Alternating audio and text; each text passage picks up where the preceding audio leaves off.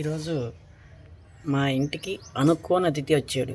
ఈయన ఎవరో చూడండి, మీరు ఎక్కడైనా చూసి ఉంటారేమో చూడండి. ఇది గబ్బిలం. అనుకోకుండా మా ఇంట్లోకి వచ్చింది స్వామి ఇది.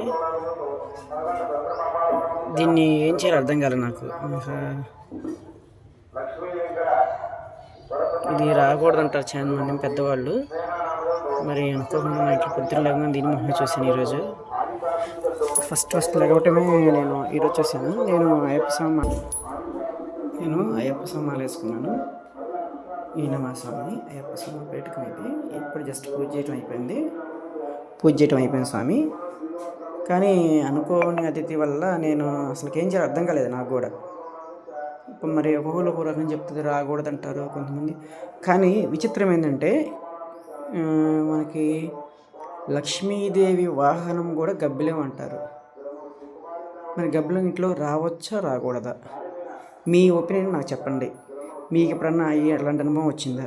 మీరు ఎలాంటి ఎక్స్పీరియన్స్ చేశారు మీరు? నేను మళ్ళీ పార్ట్ 2 కూడా చేస్తాను. నేను ఇట్లా మా ఇంట్లో గబ్బిలం వచ్చింది, అసలు ఏంటి మంచిగా చెడా, నేను మీకు కూడా మళ్ళీ పార్ట్ 2 చేస్తాను. స్వామి శరణమయ్యప్ప.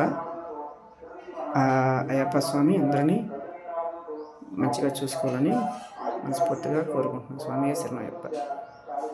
ఇలాంటి ఇంట్రెస్టింగ్ అలా అని చెప్పేసి నేను క్రియేట్ చేయను. నేను నా అనుభవాలు ఇలాంటివి ఏమైనా ఉంటే చెప్తాను, మీకు షేర్ చేసుకుంటాను. Friends, please like, share and subscribe my channel.